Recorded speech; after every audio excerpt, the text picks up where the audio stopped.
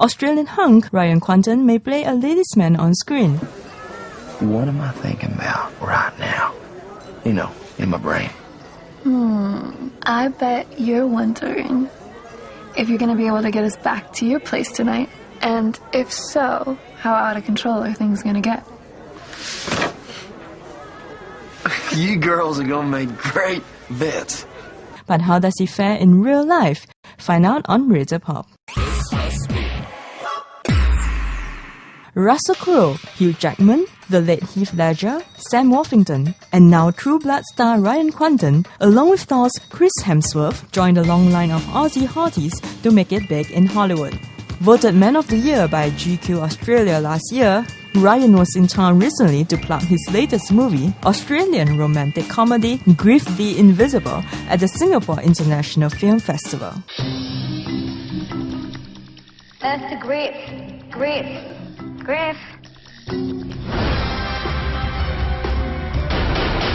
I have powers to uphold justice and defend the innocent. The 34-year-old shot to fame in Tinseltown 4 years ago, playing dim-witted hunk Jason Stackhouse in hit HBO vampire series True Blood.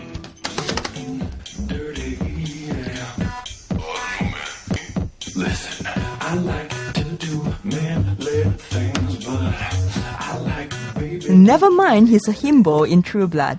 With moves like that, it's no wonder why girls are going gaga. Are you used to girls staring at you naked now? Did the sex scenes ever worry you? No, you still get nervous shooting them, but you know, the fact that an Academy Award winner is writing the scripts, I feel a little bit safer. Are you used to girls fawning over you and guys as well? It's not something that I've set out to achieve. Oh, I want to be a sex symbol today or in the next year. I feel like it's just a byproduct of the job. I think if people see me as, you know, an actor first, anything else is kind of something else. Are you popular with girls in real life? I mean, growing up in high school, were you? Well, I'm still single, so I don't know if that means I'm popular or unpopular. But, I love girls, but I'm unfortunately or fortunately too busy sometimes with work to really give a girl the time that she deserves. He has no time for love and no time for the gym as well. Ryan tells us his sculpted body is not a product of a gym workout nor a special diet. I don't work out in the gym. I hate the gym. Yeah. So how do you achieve the body? Yeah. I run a lot. You know, I box, yoga. Pretty much anything. I like being outdoors. Growing up in Australia, we have the beach. Most of Australia lives on the beach, 90% of our population. So I love swimming, just, you know, getting outside and breathing the fresh air. To me, that's sort of more exciting than being cooped up in the gym. Do you have to go on a special diet, you know, high protein, that kind of thing?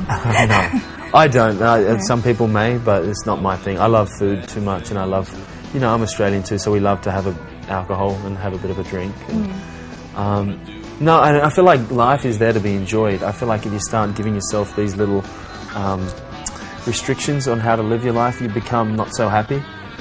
And I never want to be that guy at a dinner table that sort of says, oh, I would love to have that chocolate cake, but I can't, I'm on a diet. That sounds crazy.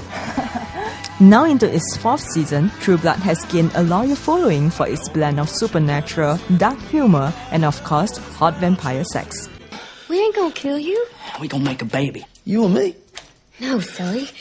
You and me. But 2 questions. Why is he all right with this? And also, if he ain't part of the baby making, what's he getting naked?